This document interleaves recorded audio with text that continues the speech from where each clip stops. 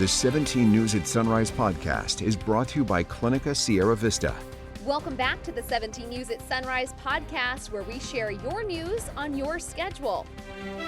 Working in the spirit of the Golden Empire, this is 17 News at Sunrise.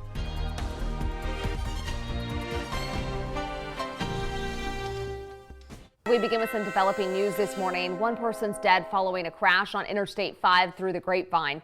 It happened shortly after 9 last night in Lebec. CHP officers responded and found a red Chevy Corvette 50 feet down an embankment. The Corvette was headed southbound.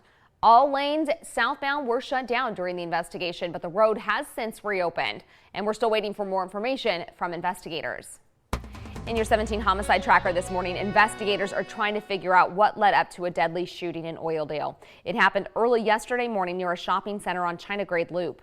Deputies say they found the victim dead at the scene. An investigation is ongoing this morning. All right, and now to our continuing coverage of the deadly fentanyl crisis that happens not only across the country, but here in Kern County. She's perhaps the strongest and most vocal advocate in Bakersfield for expanding access to the overdose reversal drug Narcan. Audrey Chavez recently found herself in a life or death situation when she was called on to save a man's life in the middle of an overdose. 17th Karen Matakin has the story. Martin's Meat and Deli.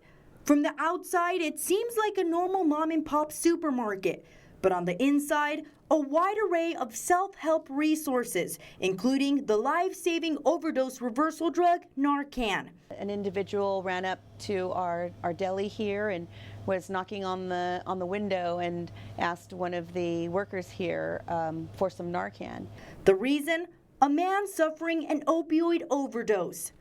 Chavez, who also serves as the director of the Bakersfield AIDS Project, grabbed an injectable Narcan kit and rushed to Mill Creek Park, just blocks away from the deli. When I got there, I took my stuff off. I ran to the restroom and I felt him and I touched him and I said, hello. I said, are you okay? Are you okay?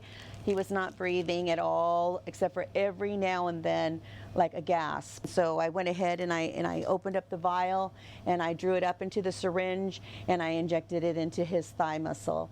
30 seconds to a minute later, a gasp from the man. To hear him, come back after just being cold and barely any breaths at all, it's very touching. According to the National Library of Medicine, injectable or intramuscular Narcan is about 2 times stronger than the Narcan nasal spray, but they are both very effective, which is why Chavez emphasizes the importance of having access to Narcan and knowing how to administer it. We all can encounter some type of a situation like this where if we have these tools, we can save someone's life. The Center for Disease Control says 150 people die every day in this country from overdoses related to synthetic opioids like fentanyl.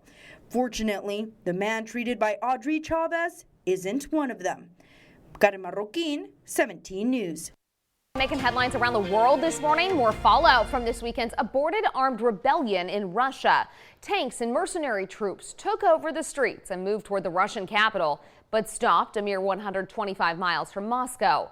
This after an unprecedented deal brokered by Vladimir Putin's ally, Belarus leader Alexander Lukashenko. NBC's Bree Jackson has the latest from Washington. For more than a day, mercenaries threatened to overthrow parts of Russian President Vladimir Putin's government this weekend before suddenly stopping. I was shocked. This is the biggest challenge to Putin in 20 years. The attempted uprising was led by this man, Yevgeny Prigozhin, once a Putin ally and leader of the private military Wagner Group fighting in Ukraine. NBC News has learned that U.S. intelligence officials knew of his plans to challenge Russia's military leaders and briefed congressional leaders on the matter last week. When you have one armed force threatening to go to war with another armed force and they're both supposed to be loyal to you, that's bad for Vladimir Putin. The armed rebellion and the deal that ended it exposed deep weaknesses inside the Kremlin and also raises uncertainty about Putin's grip on power. It's internal. When you're being challenged from within, as Putin has been over the last few days, that also raises profound questions. World leaders are sorting through the fallout of the revolt and its impact on the ongoing war in Ukraine. Vladimir Putin has bitten off a lot more than he ever thought possible when he marched into Ukraine. President Putin called the rebels' march toward Moscow a stab in the back and treason. And as part of the deal to stop the rebellion, a Kremlin spokesperson says that Prigozhin will move to Belarus and the criminal case against him will be dropped. In Washington, Bree Jackson, NBC News. And making headlines around the nation, an apparent freak accident on the tarmac that turned deadly. An airport worker was killed after being sucked into the engine of an airplane. It happened at the San Antonio International Airport Friday night.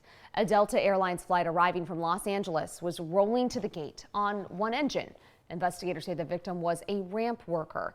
It's unclear how it happened. The NTSB is investigating. Breaking overnight, one person is dead after a shooting in Wasco. It happened just after midnight on Bay Meadow Drive.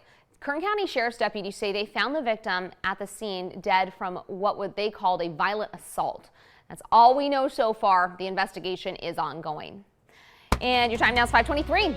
In your court watch, a man accused of exposing himself to two teenage girls in Northwest Bakersfield last week is due in court today. Investigators say it happened on Jewetta Avenue. This was the picture released by police. You can see the man wearing that blue Snoopy shirt next to a car that appeared to be a newer model gray Hyundai Elantra. The man, now identified as 35-year-old John Searles, was arrested in Wasco Thursday night. Court records show that Searles is a registered sex offender with prior convictions for indecent exposure. Today is a somber anniversary as it marks 8 years since the death of Bakersfield police officer David Nelson. You may remember back in 2015 that Nelson was involved in a pursuit. It happened after stopping an unlicensed car. During the chase, Nelson's car slid off the road and hit a utility pole on Mount Vernon Avenue. He died in the crash. Nelson was just 26 years old at the time of his death. And now to a crazy scene on the road in San Bernardino County. At least one person was killed and several others were injured in this freeway crash. It happened last night on the 10 freeway. The crash involved at least 10 cars coming from both sides of the road. Some passengers required extrication. The cause of the crash has not been determined. The 17 News at Sunrise podcast is a production of KGET and Nexstar Media Group. For more on all of the headlines in today's show, head to kget.com.